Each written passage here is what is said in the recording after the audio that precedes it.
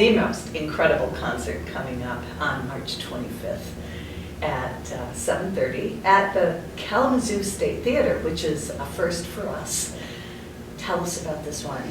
Well, I think the venue is a perfect venue for this because, I don't know, at least in my experience, having walked in it for the first time, not only does it have sort of a vaudeville feel about it, but it also has a bit of a haunted house aspect to it that I really enjoy. And having one of the world's foremost organists, and perhaps the most progressive organist I think we've seen ever, in that space is really going to be awesome. And the artist is Carpenter, who is, I'm not sure how to describe him, besides being one of the greatest organists you've ever heard. I mean, just watching his feet on the pedals is prodigious, yeah. Frightening. Yes.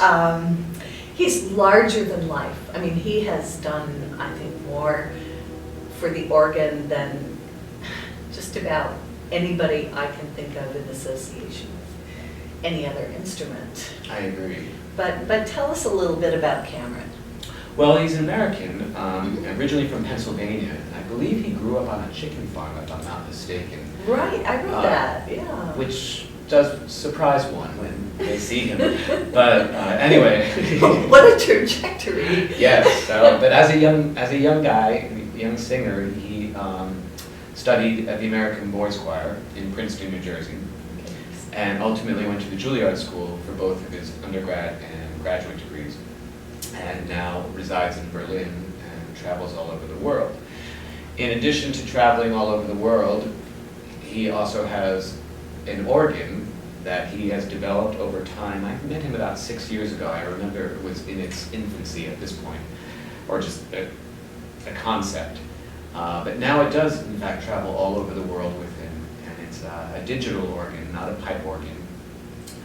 And what's fascinating about the instrument is that he's able to recreate the sounds of all of the great organs of the world.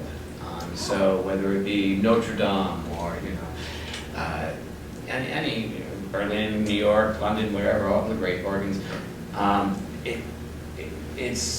he's got the manuals and the stops to recreate the sound. So and it's difficult for an organist, as opposed to you, like a flutist. You can travel anywhere you want with your instrument. Pick it up and carry it. Exactly. Well, for any keyboard player, it's a lot more difficult. So if you're a pianist and traveling, you have a different instrument every time you go to a different city, and taking time to adjust to that instrument is not easy. Whereas your flute is almost an extension of you. You know it so well. I do, and I can't imagine traveling with an organ. How many people does it take to load and unload and set it up? Several, yeah. I mean, but it comes in components, so it breaks up. It comes in components, and he designed the whole thing. So it's a pretty amazing instrument, and I think it'll be an amazing concert. That's brilliant. Just brilliant that he was able to achieve that whole design and be able to take it with him. What type of music could we expect him to perform? Because he also composes. He does, yeah. So it'll be a great mix. I think you'll hear a lot of Bach, because his most recent recording is a Bach CD, but I think you'll hear everything from Bach to stuff that might have been written yesterday by him.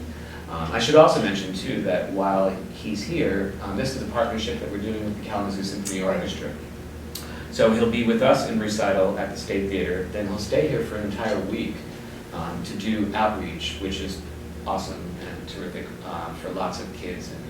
And then he'll end the residency the following weekend playing concerto with the symphony. That's great. What a great ambassador for the organ he will be. And to be able to introduce him over the span of an entire week in Kalamazoo is just really exciting. Plus, you know him, and he's super nice.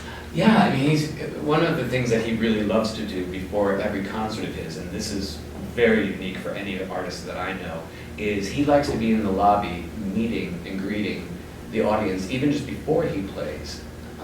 He's certainly open to that afterwards, signing CDs or whatever, but no artist that I know comes out before their concert, you know.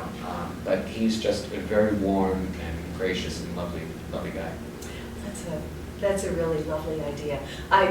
Just not meaning to share a personal story, but I suffer from terrible stage fright.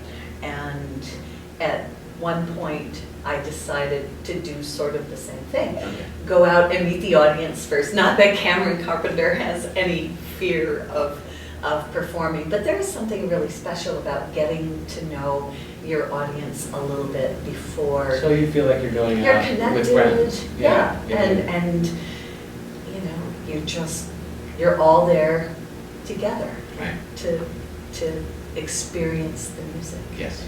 And memories make music, and music makes memories. That's right. So that will be just a fantastic week.